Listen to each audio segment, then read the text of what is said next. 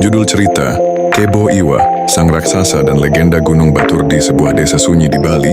Pasangan tua Pekak Made dan Nini Rai memohon anak kepada para dewa. Doa mereka dikabulkan, namun bukan dalam wujud biasa. Anak yang lahir memiliki tubuh sebesar kerbau, suara seperti guntur, dan selera makan yang melampaui akal sehat. Ia dinamakan Kebo Iwa, namun tubuh besar dan kekuatannya membuat warga desa gemetar antara kagum dan takut.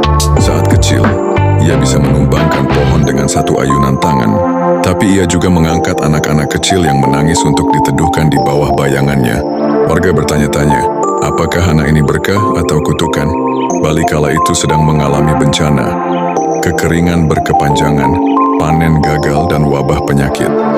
Kebo Iwa yang telah tumbuh remaja tak tinggal diam. Ia menggali tanah dengan tangan kosong dan memunculkan sumber mata air. Ia membendung sungai, membangun saluran irigasi, dan bahkan memanggul batu gunung untuk membangun tembok penahan longsor. Namun tidak semua orang senang. Para bangsawan merasa kewibawaan mereka tertutupi. Mereka takut kehilangan kekuasaan. Desas-desus pun muncul. Bagaimana kalau raksasa ini suatu hari menuntut tahta? Di seberang lautan di pusat kerajaan Majapahit, Patih Gajah Mada mendengar tentang Kebo Iwa. Sang raksasa dianggap ancaman bagi impian penyatuan Nusantara. Majapahit mencoba menyerang Bali, namun pasukannya dipukul mundur oleh satu orang saja, Kebo Iwa. Ia melemparkan kapal ke darat, menghentak tanah hingga menciptakan gempa kecil. Kekalahan itu membuat Gajah Mada murka, tapi ia tidak akan menyerang lagi. Ia berusaha menjebak. Untuk menundukkan Kebo Iwa, Gajah Mada mengirim wanita cerdas sekaligus cantik, Dia Sasi Kirana, keponakan raja. Ia berpura-pura menjadi utusan perdamaian, membawa pesan pernikahan antara Majapahit dan Bali. Kebo Iwa jatuh hati. Ia belum pernah melihat wanita seindah Dia Sasi. Hatinya yang sebesar gunung mulai melembut, namun cinta yang ia rasakan bukan cinta yang ia dapatkan. Dia Sasi dihadapkan dilema. Ia mulai melihat bahwa Kebo Iwa bukan monster, tapi penjaga yang penuh kasih. Tapi tugasnya adalah mengantar sang raksasa ke perangkap. Kebo Iwa diundang ke Majapahit sebagai tanda perdamaian. Ia diterima dengan kemegahan, disambut raja, dipuji rakyat, dan diminta membangun sumur suci untuk Majapahit di tengah istana. Sumur itu harus digali sangat dalam. Kebo Iwa setuju. Namun saat ia tengah menggali, pasukan Majapahit menimbun mulut sumur dengan batu raksasa, menjebaknya di dalam. Tangis Dia Sasi tak mampu menghentikan intrik yang sudah ditetapkan. Kebo Iwa mengaum dari dasar bumi. Kalian telah mengubur penjaga tanah, maka kalian akan dijaga oleh kemarahan. Tanah mulai bergetar. Awan hitam menutupi langit Bali. Beberapa hari kemudian, dari tengah pulau muncul letusan api yang luar biasa. Dari dalam perut bumi, Gunung Batur pun lahir. Gunung itu dipercaya sebagai manifestasi tubuh dan amarah Kebo Iwa. Abu menghujani sawah, desa terbakar, namun keesokan harinya, tanah menjadi subur.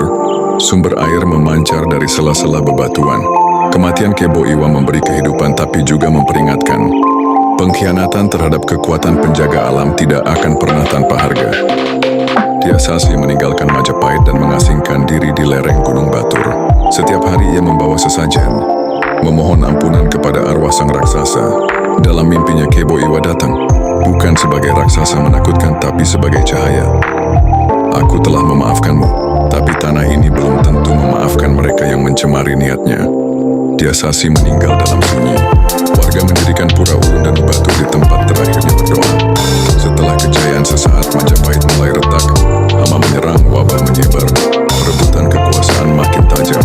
Gajah Mada jatuh sakit, dihantui bisikan di malam hari. Suara dari dalam bumi. Kau telah menanam pengkhianatan di tanah, maka akar pohonmu akan membusuk. Resi dan petapa mulai menyalahkan hilangnya keseimbangan alam karena pengkhianatan terhadap sosok penjaga tanah, Kebo Iwa. Rakyat Bali mulai menciptakan kidung-kidung tentang Kebo Iwa. Ia bukan dewa tapi roh penjaga tanah Bali yang hadir saat ketulusan terancam. Gunung Batur dijaga dengan ritual besar, dan setiap letusannya dianggap sebagai peringatan, bukan bencana. Sejak itu ada ungkapan di Bali, jika kau ingin hidup damai di tanah ini, jangan melupakan raksasa yang pernah menangis di dalamnya.